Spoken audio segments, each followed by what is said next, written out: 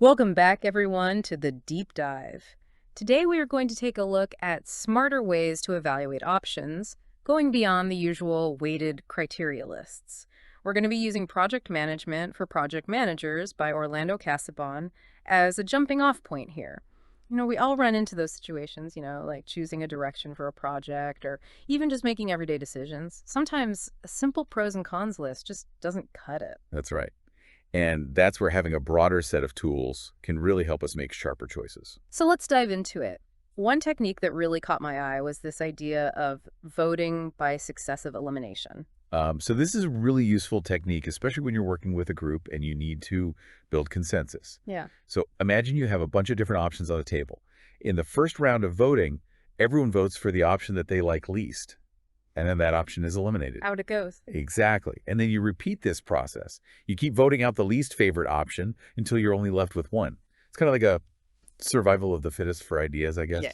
It's a really interesting approach because it forces the group to kind of coalesce around, the least objectionable options first. Exactly. So you're not getting stuck in those early debates about, my favorite versus your favorite. Now, what happens when you get down to just a handful of really strong contenders? That's where I think this idea of comparing them to two by two and then adjusting the rankings based on those comparisons, that seems like a really powerful way to fine tune things. Yeah, definitely. It's a great way to kind of like tease out those subtle preferences that might get lost when you're just assigning scores or rankings in a more abstract way. Yeah. So you basically take each pair of options and directly compare them head to head. Right. And you decide, okay, which one do I actually prefer? And you go through all the possible pairings.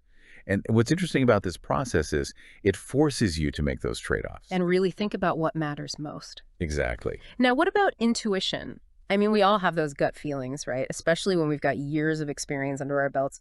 What role does intuition play in all of this? Intuition is a powerful tool, especially when we don't have a lot of hard data to work with.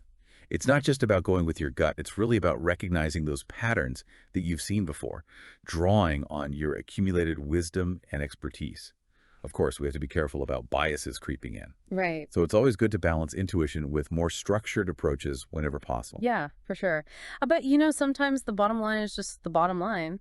How does calculating profitability come into play when we're evaluating options? Well, when it really boils down to dollars and cents, calculating profitability can be the most straightforward way to compare options. Absolutely. So instead of trying to weigh a bunch of different factors that may or may not be related to financial outcomes, Yeah. you just look at the potential financial return of each choice. This can be especially useful in cost-benefit analyses where you can really see what makes the most financial sense. Makes a lot of sense. Now, we've also talked briefly about brainstorming and calculating probabilities. Where do those fit into this whole evaluation toolkit? So brainstorming, that comes before you even start evaluating. Right. That's all about generating ideas, expanding the possibilities. That's right. But calculating probabilities, that's more about understanding the potential risks associated with different options, rather than ranking the options themselves. So the big takeaway here is that, weighted criteria are just one tool in the toolbox. We've got collaborative elimination, direct comparison, expert intuition, financial analysis. I mean, there are a lot of different ways to